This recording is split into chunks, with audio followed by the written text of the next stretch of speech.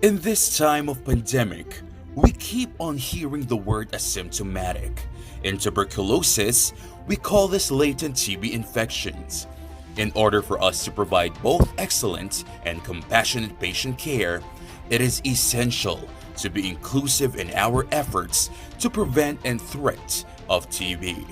Aside from patients who present symptoms, equally important is the identification and treatment of latent TB infections to prevent its progression to active disease.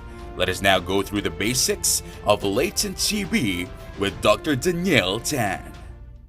Dr. Tan is a professor of the Department of Medicine of the University of the East, Ramon Magsaysay College of Medicine, as well as a fellow and diplomat of the Philippine College of Physicians and the Philippine College of Chest Physicians.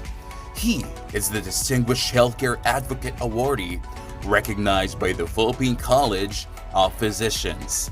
Let us listen to a rundown on the fundamentals of latent TB with Dr. Danielle Tan. Hello, everyone. Thank you for expressing your interest to listen to this particular topic on latent TB. And I'm modifying it a little bit. I'm calling the topic Searching the Elusive Latent TB to End TB from a perspective in me or in my family. Can you ever think about that? Is that a possibility? You see, when you and I were to be exposed to somebody with active TB, we will have to go through the initial stage of primary infection, right? But at that point in time, there's no immunity yet. So there's exuberantly multiplying acid-fast bacilli. But we don't enter into the latency right away until 3 to 8 weeks. But it starts working by bringing the tubercle bacilli to the lymph nodes as early as 10 days. However, a 5% of the population, which you and I may not belong to, hopefully, will have a failure to develop adaptive immunity. That is where the primary infection within the time frame has entered into a primary progressive tuberculosis. You know what? When you and I do a chest x-ray on this patient, they look like reactivation TB. How will you and I know? Wala naman siyang dala-dalang lumang plaka for comparison. You see, for this to develop into that, of course, you and I am going to treat as active TB. But one belongs to the primary progressive, the other belongs to a reactivation tuberculosis. The treatment regimen will be the same. But the primary progressive still belongs to the time frame of a period called primary infection. Wala pa sa latent TB. In other words, more often than not, the primary TB or pulmonary tuberculosis goes undetected. And these are the trajectories. Majority will be as early as 10 days onward to 3 to 8 weeks will bring the tubercle bacilli to the hilum. That is what you call primary complex. When calcification develops months later, we call that gone complex.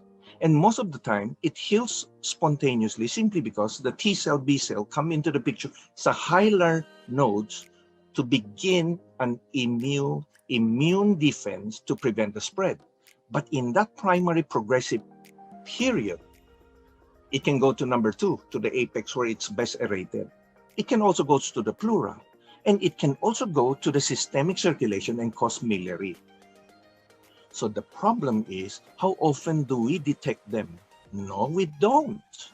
So how do I suspect latent TB? Well, WHO says it is a state of persistent immune response. That means the lymph nodes have been processed to develop and come in with competent macrophages to contain, that's number 1, enough to contain so there will be no symptoms and there will be no evidences of TB in the chest imaging. After all, kahit na involved ang lymph nodes, you don't see it in the x-ray. And a negative sputum, that means they may not be contagious and there's no risk for disease transmission. So how will I know the patient in front of me consulting me with an abdominal pain has latent TB or my family members have latent TB? And then the patient shows me something like this x-ray. Oh nga, no, may nakita kong parang calcification dyan. This is when calcification, that means the primary complex has already occurred years ago. The question now is, who are at risk of reactivation? In other words, who among the primary infection patient would have entered into latency? The answer is beyond the 3 to 8 weeks when the immune system defense come into the picture. But Doc, pagkadala ng plaka, how will I know it is called inactive TB? The answer is simple. If the patient has completed the regimen and you're seeing all these calcific nodes, fibrotic nodes, you and I can be confident this is not latent TB. We're talking about inactive, cured, or clinically cured tuberculosis, presenting with fibrosis, reticulonodular scarring, calcific nodes, calcific lymph nodes. That, let's put it aside because we're talking about latent TB. Who among this latent TB will have reactivation? Well, it's all about looking at who among us in the family, among our patients, have the risk factors for latent to become reactivated TB. That means we have to know that the X-ray you and I will order does not show that of a post-primary or reactivation TB, meaning to say consolidation. Remember sa number 2 yon? Number 2 yon? Or eventually develop cavity in the same location sa number 2, usually sa upper lobe. Or if ever we order CT scan, we call that 3-in-bud sign. But all of these post-primary can also have miliary, just like the primary progressive. They can also have effusion and lymphadenopathies. So the answer is in this emphasis. The primary tuberculosis usually heals spontaneously, but if it ever progresses, there's a greater chance of a widespread dissemination simply because if the immune system is not in place, magdi-disseminate siya either locally or systemically. Comparing with the post-primary, that means nakatanim na yung previous lesion, they have a tendency then to progress, and that progression is usually focal in the original location where those nodules were found. So if I were to show you somebody like this, you said this X-ray is normal. But if you look at the CT scan, but merong lesion dito sa left apex, that means once upon a time, na-expose siya. Nakaroon siya ng resistance. That is in number 2, the primary progressive, but then it got the immune system eventually in place and it contained it. So when you look further, you can see some tubular bronchiectasis. Matagal na pala itong lesion. The question is, should we treat or not? So the difference between a progressive primary and a post-primary is what? The only way is to do skin test, a PPD skin test. But both of them can have positive skin test. So, lesson to be taken home. Clinically and radiologically, it is not possible to distinguish between progressive primary and that of post-primary or reactivation TB. But for latent TB, where the X-ray looks normal, but the patient may have the risk factor, you and I must do PPD, tuberculin skin test. And you can go to your references to use the 10 in high prevalent country like the Philippines, or if you and I belong to the group called microbacteriology laboratory personnel who is constantly exposed, clinicians who are exposed, young children or adolescent exposed with specific high-risk qualities, we have to do skin tests. So we know already on only that. What then are the pros and cons of the skin test? There are shared challenges. When we do skin tests, we don't advise IGRA. It has limited sensitivity for active. That means it won't tell you whether the patient is active disease or not, and it cannot distinguish between active from latent TB. So we don't do skin tests, be able to know whether the patient is active or not. Number 2 is low ability to predict who's going to progress to active TB. And when the patient is immunosuppressed, it even becomes less reliable. So that means, who do we suspect latent? Here are the people at risk of latent. We must always suspect, number 1, close contact. Pinakamataas yun eh. Number 2, those who bring to us chest X-ray with scars without a history of treatment. Number 3, high risk because of HIV, high risk because of dialysis, and young children. Right, so now we know who should we suspect. Not only that, there are two ways of understanding the odds of developing active. You have all of how many ang risk factor, but there's a different set of odds ratio of somebody proven to be skin positive with the risk of developing active TB. Ano bang number one? HIV. Number two, renal failure with dialysis, transplant patient, malignancy. These are the ones you and I must be highly suspicious and do skin tests. So from now on, somebody brings an X-ray, you see the scar, no symptoms. They need a clearance. Do a skin test? No. Yes? No. Treat.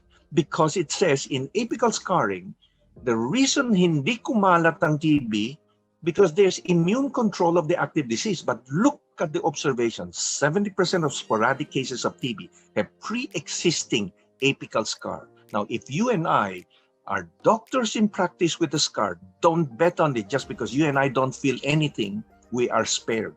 We are at risk. More so kung may mga HIV patient. The take-home message for HIV, kung alam na natin sila, screen them.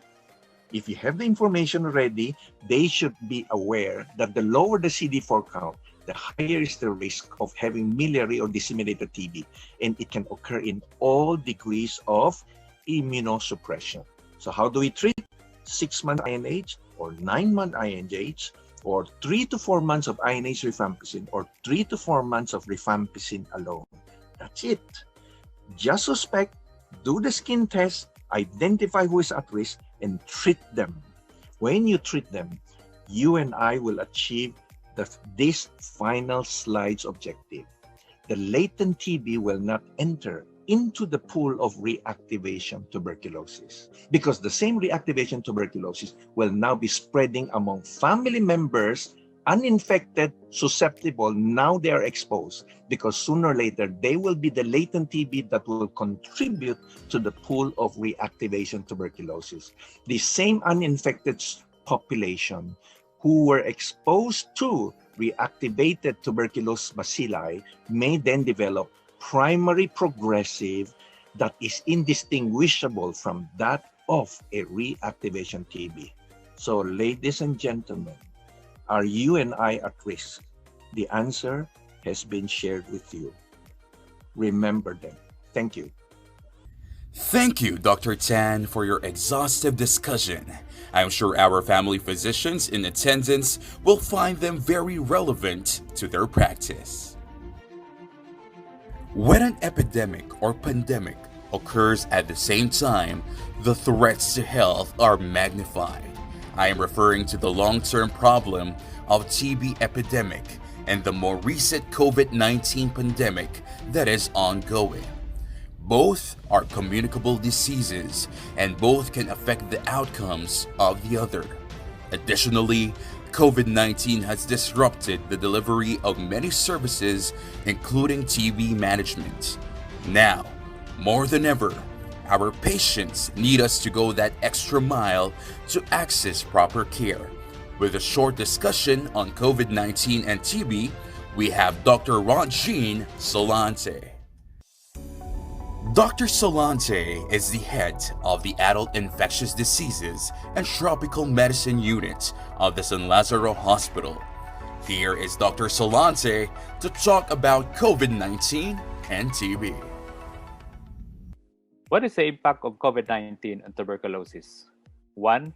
The diagnosis of tuberculosis is likely to be missed due to non-specific clinical features in both of these, including the lack of radiological findings specific for tuberculosis in patients with COVID-19. Second, immunomodulators in COVID-19 may also lead to reactivation of latent TB among areas that is highly endemic for tuberculosis, like the Philippines. Third, pre-existing TB disease and the presence of an underlying condition will also affect the clinical categorization, and most of the time, most patients presenting with COVID-19 at the same time with tuberculosis always have a severe form of clinical manifestation. Third, the coexisting active TB disease may predispose patients to severe illness and chances are higher risk of mortality. 5, there is a possibility of possible drug-drug interactions like the use of rifampicin, and patients on COVID-19 with investigational drugs like lopinavir, ritonavir, as well as additive hepatotoxicity due to the use of remdesivir and at the same time, the use of your anti-TB medications. Comparing both TB and COVID-19, more or less they have similarities. Okay, they are usually infectious and can also be transmitted through airborne. The only difference here is that we have optimal treatment for tuberculosis, which is your anti-TB medications, and at this moment, COVID-19 doesn't have any definitive treatment, but usually on supportive treatment. If I'm going to relate my experience with TB at the same time with COVID-19 in San Lazaro Hospital, this is our data. And most of these are usually in patients between 40 to 60 years old. And if you look at some of this data, most of these patients usually present the same clinical manifestation as that with COVID-19, from weight loss to hemoptysis to sore throat, including the presence of dyspnea, fever, and cough, which among majority of cases with TB at the same time with COVID-19 will also present. Among these patients with COVID-19, patients with tuberculosis and co-infection with COVID-19, among these are usually in the category 1 tuberculosis, so meaning there are ongoing treatment. But if you look at some of our data, there are also those patients who had been diagnosed with TB, who has completed treatment, those who are lost to follow-up, and those ongoing MDR treatment, and those with relapse. These are the CBC profile of our patients, and more or less, it does not differentiate which among these is TB and which among these is also secondary to COVID-19. I'll go through you some of the cases that we have handled for the past months. This case 1 presented with fever for 14 days. He underwent TB treatment in 2018. He developed COVID-confirmed severe. And you look at the chest x-ray, you look at there is also what we call structural lung damage brought about by TB, and at the same time, the presence of acute infection. Another case is a 27-year-old male, diagnosed case of HIV and AIDS, and currently undergoing treatment. He had fever, dry cough, and anorexia, and this patient also was COVID-19 positive. Another case is a 61-year-old male, diabetic with history of productive cough and blood-streaked sputum for almost 2 months, and who among us will really suspect that this is COVID, because COVID usually present with an acute infection. But when we did SARS-CoV-2 examination, the patient was positive for COVID, and at the same time, he also was positive for tuberculosis. Risk factor here is diabetic, and most of the time, these are also the same risk factors as patient with COVID-19. Case number 4, again, a patient with HIV/AIDS, not yet on antiretroviral therapy, and again, they also present with 3 months productive cough with whitish sputum, and only to come to our hospital because of shortness of breath for 1 week. This patient has been treated for TB but lost to follow-up since January because of the lockdown, and this patient turned out to be COVID positive and at the same time with tuberculosis. And the last case that I would like to share with you again is this patient who is just currently diagnosed with TB last January and on maintenance phase, and who present with 2-week history of cough, loss of appetite, body weakness, and decrease in level of sensorium. And this again patient is only 30 years old, okay? But again, developed COVID-19. So what's the risk of TB patients getting infected with COVID-19? Currently, there are no data, okay? But we presume that higher risk among this population because having TB itself put them at lower immune competent and at the same time higher risk to develop COVID-19 infection. So patients with lung diseases such as TB should always consider limiting their exposure to high-risk environment, practice social distance, hand washing, and cleaning of surfaces at home, and at the same time stop use of tobacco or any tobacco product. Now, most of this data will tell us that the mortality rate is really very high. And what are the risk factors for increased mortality in patients with COVID-19 and TB mortality? There is only one that we can always associate with. These are patients with immunocompromised conditions or the presence of comorbidities. And that in itself, the presence of COVID-19 and at the same time infected with TB will always have a negative impact on a person's health. Now, I would like to share with you the first cohort of 49 cases that was reported among patients with TB and at the same time with COVID-19. And if you look at some of this data, it shared similarities with our cases here in San Lazaro Hospital. Okay, most of these patients had TB before COVID-19. There are also those who had COVID-19 first and only developed tuberculosis after being treated also with immunomodulators. And 9 of these patients had both diseases diagnosed within the same week. So these are patients that are in countries where TB is also highly endemic, like the Philippines. Okay. Now, if you look at some of the demographic, epidemiological, and clinical characteristics of these patients, more or less it shared also some of our patients. Okay. Most of these patients have comorbidities like COPD, diabetes. They have also HIV. Some have renal failure. Some have alcohol abuse, and some have liver disease. And look at smoking. 40% of these patients were diagnosed with COVID-19 and at the same time with tuberculosis are also chronic smokers. In terms of tuberculosis, 73% only have pulmonary TB and 24% also have extrapulmonary TB. And this is driven by the fact that this co-infection of pulmonary TB with extrapulmonary involvement at the same time with COVID are mostly seen in patients who are HIV positive. So if you look at the radiological involvement, they may present with unilateral cavitary lesions, bilateral cavitary lesions, including unilateral infiltrates, which is also very common in patients with COVID-19. Now, if you look at their COVID's unique presentation also, we go to the high resolution CT scan. 47.7% of these patients with TB and at the same time with COVID-19 will also show you a bilateral ground glass opacities. And treatment here is quite tough because most of these patients will always have problem with response to treatment at the same time being treated for COVID. And that's why when you look at the mortalities here, it's quite high at 12.3%. And resolution of symptoms is only seen among 36.7%. So what should we learn from this? Okay, as a TB program or a DOTS provider, I think we always have to implement and emphasize that procurement and supply management system will always be in place. 2 of our patients here did not have follow-up with the TB provider because of the lockdown, and that's why they failed treatment. And once they were infected with COVID-19, they present with severe mortality. So it's always emphasizing that DOT should be prioritized among this segment of population so that they will not be able to suffer relapse or treatment failure and worse, infected with COVID.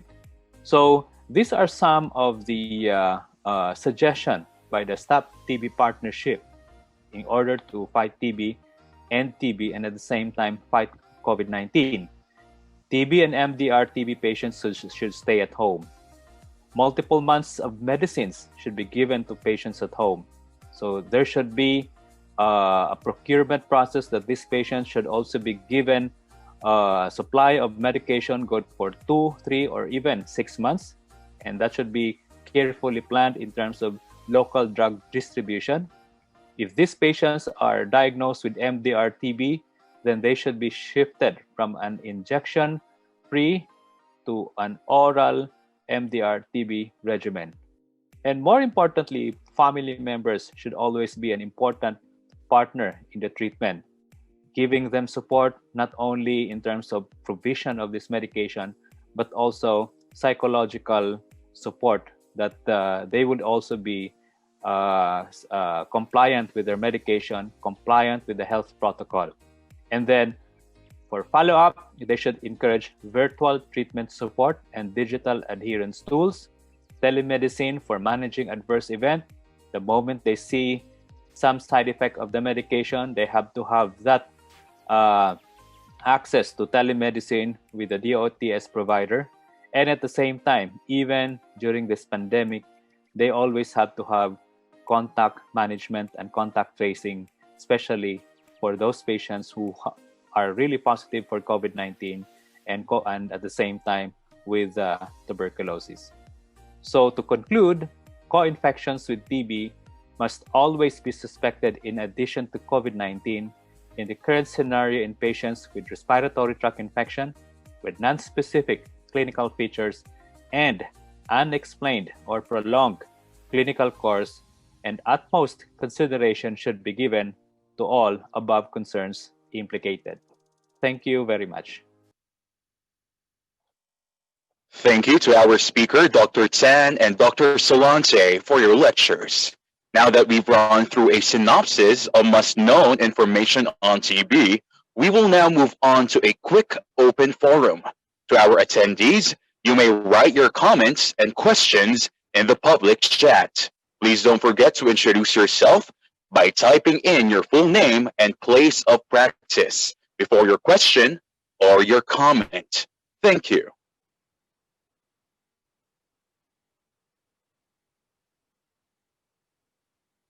Now, my dear ladies and gentlemen, let's move on to our open forum.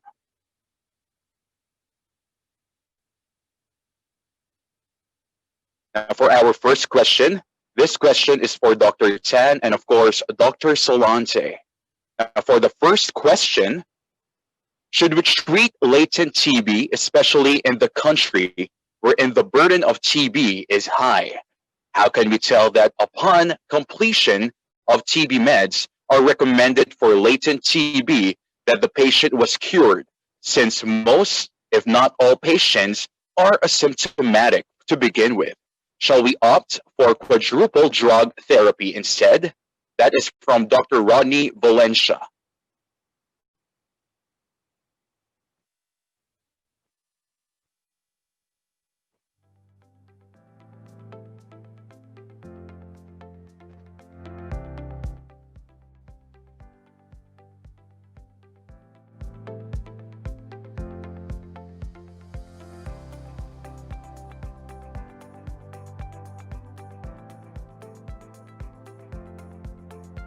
Again, we will now be starting the open forum. Let me repeat the question again. Now, this is from Dr. Rodney Valencia. Now, the question is, should we have treat latent TB, especially in the country wherein the burden of TB is high? How can we tell that upon completion of TB meds are recommended for latent TB, that the patient was cured, since most, if not all patients, are asymptomatic to begin with? Shall we opt for quadruple drug therapy instead? Thank you very much. It's a very important question, and I would love to answer that. Number one is the purpose of the treatment of latent TB is to prevent future reactivation. There's no way of doing another skin test or even the IGRA just to prove whether there is cure, because the skin test or the IGRA will never distinguish between active or latent TB. It will never be the right way of determining whether the patient is active or cured for TB. It cannot be used as a test whether this is a recent latent TB or that of a remote latent TB. So that's the important thing. Now, if we give the treatment, it is understood that the efficacy will be no less than for the next decade in the prevention of reactivation TB. But there's a caveat that has always been published in the journal, that when we eradicate Mycobacterium tuberculosis with the latent TB drug regimen, it could actually remove the antigenic stimulation required to sustain protective immunity to reinfection. That caveat has to take into consideration, because when that is removed, in a country that is highly endemic, like the Philippines, the patients treated with latent TB may be more likely then to become reinfected, especially when they are exposed to highly prevalent source with high bacterial load. So we are saying, because you are at high risk as a patient, I will tell that to the patient, we will give you that reasonable protection, but you will continuously be monitored for a possibility, not as a cure, as a possibility of having a reinfection because of the high endemic country we're living in. But the least we can do is, as a high-risk patient, give the standard recommended treatment. And it has to be based on the milligram per kilogram. The reason is, in someday I can share with you, in a granuloma, there is heterogeneity of the granuloma in some areas, in the same patient. In some area, they are caseation. In some area, they are solid. They are viable bacteria waiting for the chance to come out. Because of the nature that is so varied within the granuloma and among different granuloma in the same patient, nobody can predict who will have earlier reactivation compared to late. But we have seen it again and again. That's why it's published. Identify the at-risk patient. Treat them because they are at risk of reactivation. That has more morbidity and the risk of mortality. I hope that answers your question. Thank you so much, Dr. Tan, for that informative answer. Now moving on to our next question. For patients with COVID-19 and PTB, should we still give them dexamethasone? Again, for patients with COVID-19 and PTB, should we still give them dexamethasone? Thank you for that question. The answer there is yes and no. Okay. Based on the cases that we've handled, if the patients are already on treatment, especially on intensive phase of treatment or during the maintenance phase of treatment, and the current clinical presentation is dominated by a COVID-19, then there's really a role for dexamethasone.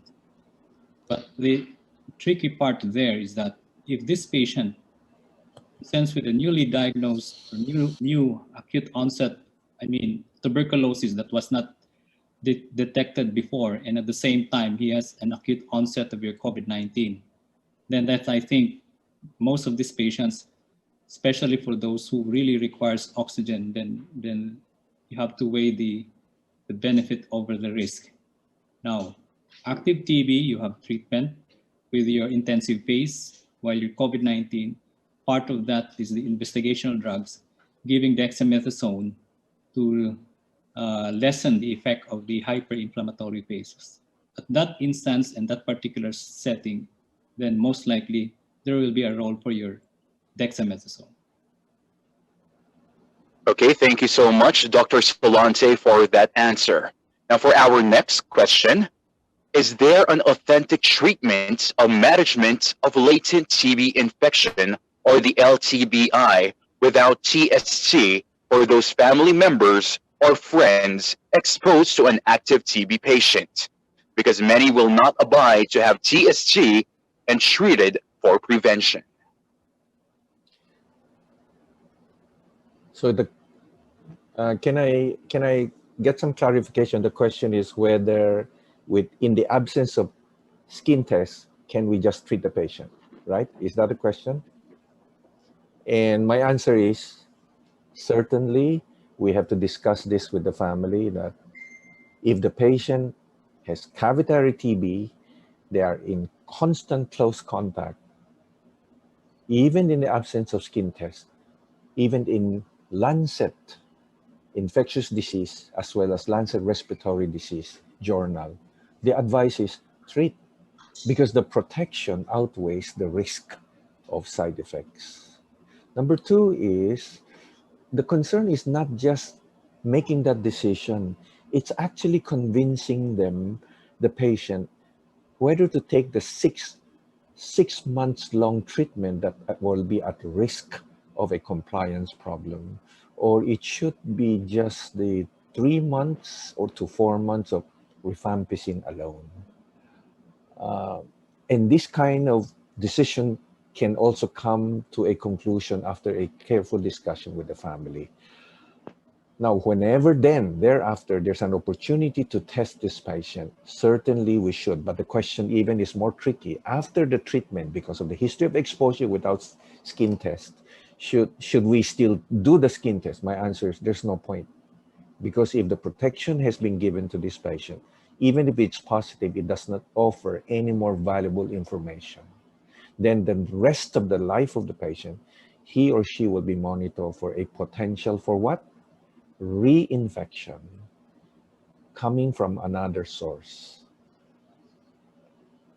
Okay, thank you so much, Dr. Tan, for that informative answer.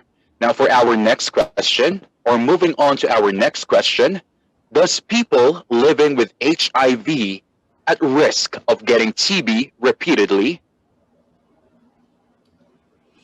Yes, because the fact that their immune response is not that stable, even through the years that they will be taking an antiretroviral, but the chance of a reinfection will be a bit lower compared to those who are not taking an antiretroviral. So just like any healthy or not so healthy individual, our risk will always be dependent on the number of exposures.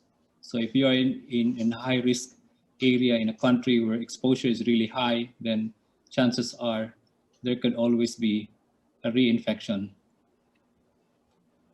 Thank you so much, Dr. Solante, for your answer. Now next, is there a study where an LTBI person will have an active TB in a few years?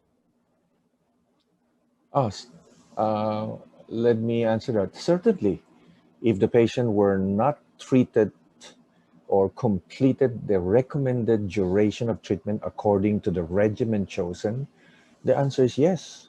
They can. That's precisely the reason why we need to treat them, because it is the population that enters into the pool of reactivation TB or post-primary TB. And our attention should not be only confined for the symptomatic active or reactivation TB, but actually to do contact tracing, let me use that term, to look for people exposed to active tuberculosis patients and treat them to spare them the risk of morbidity. Because by the time we realize that they have reactivation TB, they would have already been exposing others to their bacilli. And that to me is the healthy approach to help contain this epidemic in our country. Thank you so much, Dr. Tan, for that answer. Now, second to the last question, does a person who had history of TB can easily get HIV? Okay. Do you want to answer that, Dr. Daniel? No, HIV is your specialty, Dr. Jean. So please, yeah, it's a very, we need to clarify that. Yes. Is this live? No, live. Okay. Yes. I think we have to go back to the basics. Now, how do you get HIV? HIV is acquired through multiple sexual partner. If you're not being careful with your partner and if you're not wearing protection, then that's the risk. Okay? So it's regardless if there is a risk for TB or not. It's not a prerequisite that having TB or exposure to TB is a prerequisite to get an HIV. So it's a different area by which you can get an HIV. It's also different when you get TB. You can get TB because of your poor immune response. You can get HIV because of your poor behavioral in terms of sexual behavior. Okay, thank you so much, Dr. Solante. And now, last but not the least, or the last question for our open forum for today: does an LTBI person infectious? The answer is, to be infectious, number one, there should be access of the tubercle bacilli to the airway for it to be expectorated into the environment as an aerosol droplets, where person who may be around that source will be exposed. So it depends on the nature of the pathology of the lung and its access to the airway. Number two, and most of the time we know that when it's cavitary, the bacterial load is very high. Number two is whether the patient has been treated or not, because there are cavitations that turn out sterile. So, but then it's also in the nature of how we look into the imaging and say, this looks active because the wall is irregular and thickened versus a cavity where it is sterile. When we look into that, then we'll say, yeah, it depends on the source, the nature of the infection, where I can be infected or not. Actually, my take-home message is, tayong lahat ng mga doktor, kahit na walang symptom, even if our x-rays are normal, we should all do skin test. Because we can only be so valuable in the lives of our patients if we are healthy. And the easiest to be spared of tuberculosis is to screen ourselves first. Actually, may question ako kay Dr. Solante. Dr. Solante, yung HIV, di ba, when we have to treat them, even with negative skin test, we have to cover them. Di ba mas matagal ang duration ng treatment? Can you re-emphasize yung treatment, why it has to be longer than just the usual 6 months kung IMH lang? Yeah, I think, no, the current treatment for LTR for patients with HIV is the same as that with HIV. And it's in our setting, we use the monotherapy of isoniazid. Yeah. Although in the current guideline now, there is availability now of rifampicin, so I think that will change the landscape in terms of compliance and easy to less of the side effects of long-term treatment or prophylaxis. My understanding, Jane, kasi, because I do keep on reading about this latent, and kung HIV, even if we finish the treatment, we have to constantly monitor and screen them, because one of the questions kanina is very relevant. They can have reinfection or even have latent without knowing, right? Yeah. Kasi madaling malanghap nila eh. So for this population, di ba, kailangan mas regularity ang screening, even including for latent. Not necessarily screening. You just have to put them on antiretroviral treatment.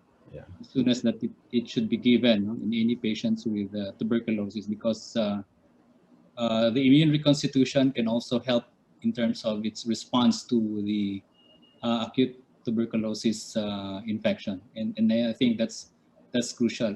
We've seen a lot of patients even on antiretroviral treatment with good CD4 count, with undetectable viral load, and yet they still developed tuberculosis, and that I think is the reason why that in areas you have highly endemic for tuberculosis, the risks of re-exposure and being infected again. And I think that secondary prophylaxis, even after you have treated the patient for tuberculosis, you still can give your prophylaxis even after that treatment, just to make sure that another exposure will not develop again another reinfection.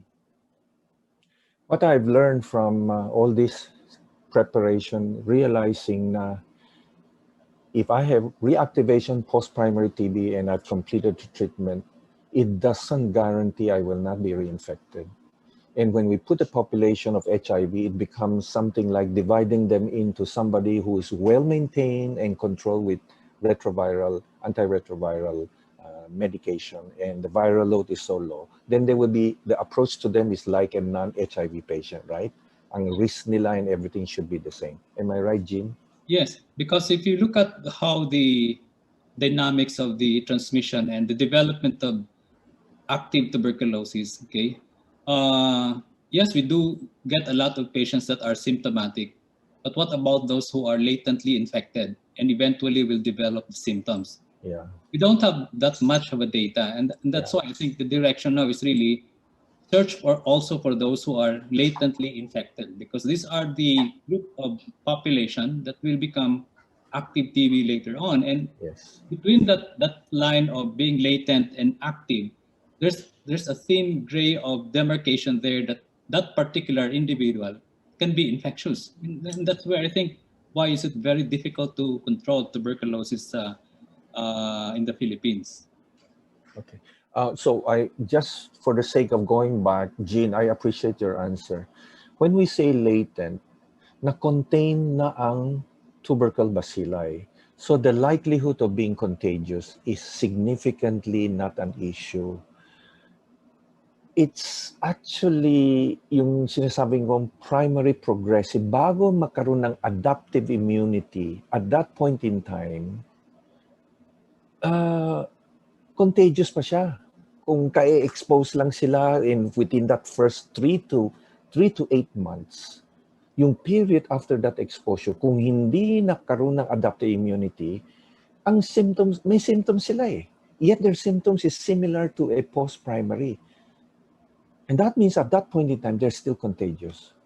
And the gone lesion can only be a gone into that point where it is unlikely to be contagious kasi naka-sealed in ng mga fibrous tissues with all the tubercle bacilli that are, some are viable, but they're very few, but they're trapped inside eh. Kaya wala silang symptoms eh. But that may be an opportunity to help this patient if they belong to the high-risk group. So that in the day na wala silang nararamdaman, when they begin to have symptoms, we're late kasi kalat na yung mikrobyo. Yeah, totally agree with you. It's just a matter of how good your immune system can control that latent God focus there, up to what extent. Because if you are in that area in that group of patients that you're able to control it, then that will become latent for the rest of your life. Yes. But among patients whose immune response is not that robust in terms of controlling it, then there's a timeline that chances are eventually they will develop an active tuberculosis. I learned something also, Gina. This is just very recent and I got so excited. Yung bacterial load of a progressive primary is large and huge. Kasi wala pang immune system in place eh. Yung bacterial load of a reactivation TB, very low. But yet the destruction is bad because it's like a hyperimmune reaction ng katawan of an at-risk patient. Sobrang reaction kaya nadadamage na kakavitate. Kabihirang cavitation sa primary progressive.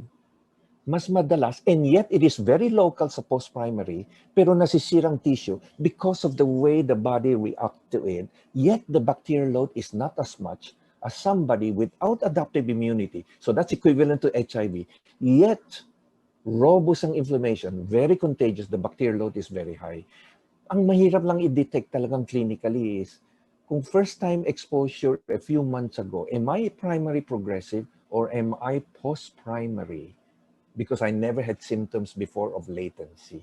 Yun lang ang mga tricky part clinically. Yeah, I agree. And I think that's where we need some what we call biomarkers. No, there may be some biomarkers that at the midst of this course of the infection can tell us the presence of this biomarker will indicate severe infection, but at the same time, at this point, you may not notice that this patient's clinical manifestation is not that also very severe. So I think that's where we can really predict and somehow monitor them closely and at the same time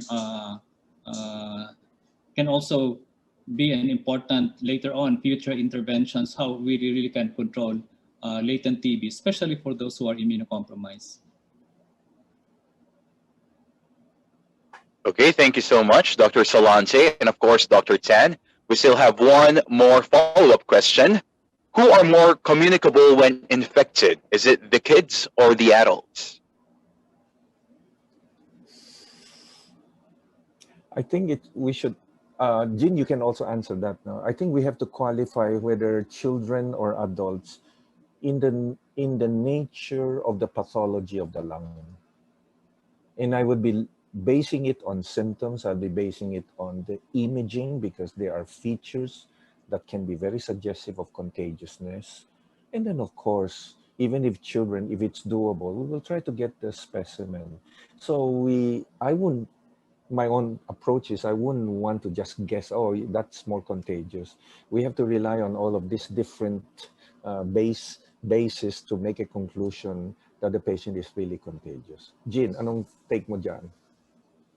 Yeah, I think for me, I think the more contagious are the adults. Okay, the more the symptoms, the higher is the load of the mycobacterium in the lungs. And I think that's where if you look at the demographics and the dynamic of transmission, where most of these adults are infected, and then within that family, contact tracing is very important because not only the highly vulnerable close family members are involved, but including also the children. Okay, while if you have a patient with tuberculosis that are children, although you still have to look at everyone that is infected or latently infected, but I think the degree of contagiousness and the mechanics of how adults can spit out the bacilli through coughing, something like that. I think it's more the adult over the children. Okay, now that ends our open forum for today. And we would like to thank our speakers, Dr. Tan and Dr. Solante, for bringing us together to find out more about TB, reach a resolution on the subject, and be able to interact with other guests present. Now, before we end our webinar for today, let's welcome our board member and Cebu chapter representative, Dr. Fiji J. Tambago, to give his conclusion and, of course, our closing remarks. Thank you, Dr. Danielle Tan and Dr. Rontgene Solante for sharing with us cases and learning points on latent TB, as well as the impact of COVID on tuberculosis, respectively. So thank you also for the moderators for facilitating this discussion. And on behalf of the board of FPSMID, I would like to thank Sandoz for partnering with us in mounting the 42nd annual convention. We felt that the scientific lessons we will impart in this convention needs to be communicated now more than ever, and your partnership in this endeavor has helped to make this happen. We shall be sending certificates of appreciation for Dr. Danielle Tan, Dr. Rontgene Solante, as well as for Sandoz by email. Again, I'd like to thank you for attending this afternoon's lecture as we look forward to seeing you in the main scientific sessions immediately following this. Please don't forget to exit this Zoom webinar room and click on the event evening session Zoom link on the convention website. Thank you so much, Dr. Tambago. Now, ladies and gentlemen, that ends our webinar for today. I would like to thank everyone taking time out of their busy schedule to attend and join us for today. Now, we hope you had a great time. Thank you.